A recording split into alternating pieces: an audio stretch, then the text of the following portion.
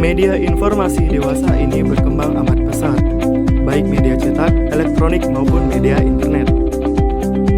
Peranan surat kabar terhadap pemberitaan massal kepada masyarakat mempunyai dampak luas bagi sosialisasi dan publisitas berita. Salopos adalah surat kabar harian pagi yang terbit di Kota Surakarta, Jawa Tengah.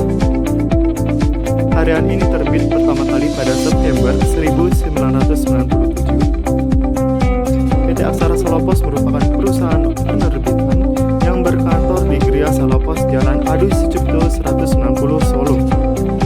Tak hanya sampai di situ, PT Aksara Salopos juga menguasai saham percetakan PT Solo Grafita Utama, Radio Salopos FM, dan tabloid Olahraga Arena.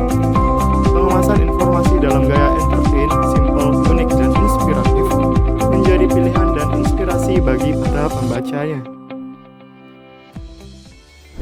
Halo semuanya, kami dari kelompok 2, kelas 2A Bisnis Digital. Pada kesempatan kali ini, kami akan menjelaskan tentang latihan dan pengembangan di PT Aksara Salopos. Sebelum kami masuk ke materi, ada baiknya terlebih dahulu bagi kelompok kami untuk memperkenalkan diri kami masing-masing. Baik, di sini ada saya Aditya Pramana dengan NIM 211575405. Perkenalkan, nama saya Pandekoman Triananda Guna dengan NIM 211575411. Saya Imadi Dwi Satria Pramana Putra dengan NIM 21157554031. Saya Kadek Adi Mandra Putra dengan NIM 21157544047. Saya Wisnu Kinandikara dengan NIM 21157544051.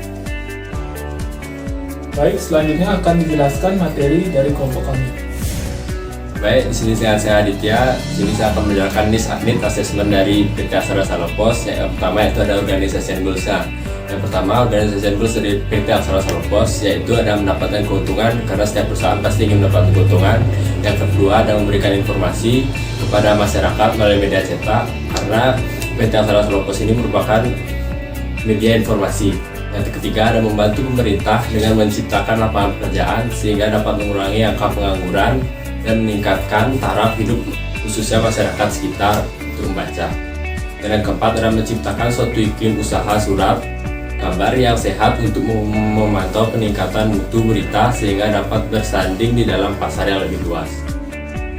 Yang kedua, saya menjelaskan development of training program, yaitu ada job text dari staf keuangan. Yang pertama, job text dari staf keuangan yaitu adalah seperti keuangan, menerima uang dan bukti memorial ke buku harian, buku besar, dan menyusun laporan keuangan. Yang kedua, menyelenggarakan kartu buku pembantu, utang piutang yang tercatat dalam buku besar. Yang ketiga, itu adalah menyelenggarakan buku bank untuk mencatat penerimaan dan pengeluaran uang melalui bank.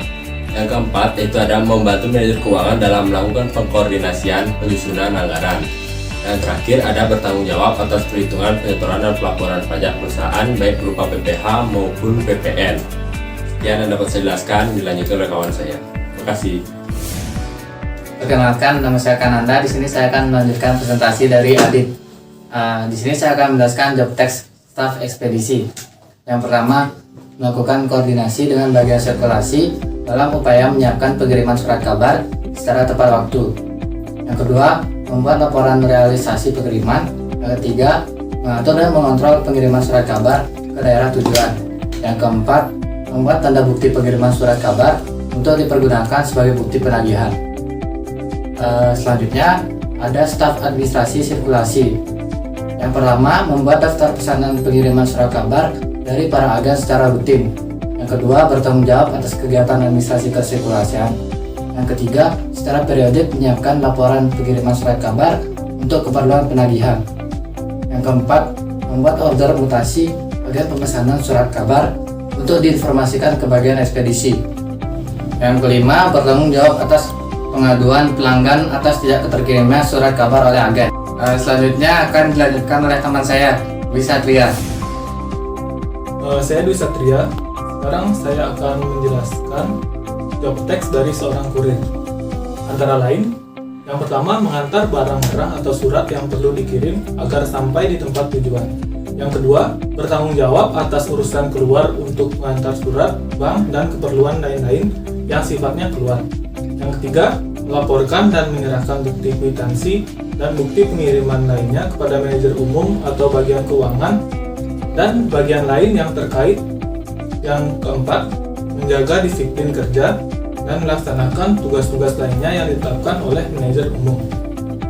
Selanjutnya, di sini ada job text dari seorang resepsionis, yang dimana diantaranya adalah yang pertama, menerima tamu serta membantu untuk menghubungkan dengan pihak yang berkepentingan. Yang kedua, menjaga disiplin kerja dan melaksanakan tugas-tugas lain yang ditetapkan. Yang ketiga, menerima telepon masuk dan mencatat telepon keluar atau interlikual dari karyawan. Dan yang terakhir, yaitu bertanggung jawab atas surat masuk dan mendistribusikannya ke bagian yang dituju. Sekian presentasi dari saya, akan dilanjutkan oleh teman saya. Saya Dian Mahendra akan melanjutkan presentasi dari rekan saya. Yang selanjutnya ada precondition of learning. Yang pertama itu ada motivasi. Motivasi yaitu pemberian semangat, dorongan berupa penyuluhan atau pembinaan tentang penyadaran bahwa karyawan merupakan subjek dalam suatu perusahaan. Yang kedua ada pendidikan dan pelatihan. Dalam peningkatan kerja karyawan PT Aksara Solo Pos mempunyai tujuan yang dititik beratkan untuk memperbaiki efektivitas dan efisiensi kerja dalam melaksanakan dan mencapai tujuan sasaran program kerja yang telah ditetapkan oleh perusahaan. Yang ketiga itu ada promosi jabatan. Diberikan promosi jabatan adalah pemberian kepercayaan kepada karyawan untuk menduduki jabatan tertentu pada jenjang atau eselon tertentu. Promosi jabatan merupakan salah satu persyaratan karyawan untuk menduduki jabatan-jabatan yang ada. Selanjutnya itu ada experiential methods. Yang pertama itu ada rotasi jabatan. PT Aksara Solo Pos melakukan pemindahan tugas karyawan dari satu bagian ke bagian lain untuk menyesuaikan dengan pendidikan dan keahlian karyawan. Yang kedua itu ada latihan instruksi pekerjaan. Latihan instruksi pekerjaan di PT Aksara Solo Pos dilakukan dengan cara penugasan kepada karyawan untuk menangani pekerjaan tertentu. Yang ketiga itu ada magang. Latihan instruksi pekerjaan di PT Aksara Solo Pos dilakukan dengan cara penugasan kepada karyawan untuk menangani pekerjaan tertentu. Yang terakhir itu ada pembekalan, di mana karyawan dibimbing agar dapat bekerja dengan baik dan dapat memahami pekerjaannya. Baik, pemaparan selanjutnya akan dijelaskan oleh rekan saya. Baik, di sini saya akan melanjutkan presentasi dari teman saya tentang beberapa pelatihan yang harus dilakukan. Yang pertama itu pelatihan teknis. Dalam pelatihan teknis, karyawan dilatih cara mempersiapkan mesin cetak dan mesin-mesin baru. Karyawan baru harus berorientasi dengan mesin cetak baru yang ada pada PT Aksara Solo Pos. Yang kedua, pelatihan pengembangan kepribadian. Kegiatan ini dilakukan untuk meningkatkan kepribadian karyawan agar dapat meningkatkan kinerja karyawan PT Aksara Solo Pos. Dilakukan dalam pengembangan kepribadian yang didapatkan oleh perusahaan maupun oleh luar perusahaan. Yang ketiga, pelatihan jurnalistik. Dilakukan oleh PT Aksara Solo Pos untuk mengembangkan keterampilan karyawan di bidang jurnalistik. Selanjutnya, evaluation. Pelaksanaan program pelatihan dan pengembangan keterampilan karyawan di PT Aksara Solo Pos telah terlaksana dengan baik. Evaluasi hasil pelatihan dan pengembangan dilihat dari laporan secara tertulis yang diberikan oleh karyawan yang mengikuti pelatihan, dikaitkan dengan pekerjaannya sehari-hari. Namun pemilihan karyawan yang akan diikuti dalam pelatihan dan pengembangan belum terlaksana atau tersistem dengan baik, karena belum semua karyawan diikuti dalam program pelatihan dan pengembangan keterampilan karyawan. Perlu adanya peningkatan yang lebih baik dalam sistem pemilihan karyawan yang akan mengikuti pelatihan dan pengembangan agar program ini mendapat hasil yang maksimal di semua bagian. Sekian dari presentasi kami. Atas perhatiannya kami ucapkan Terima kasih.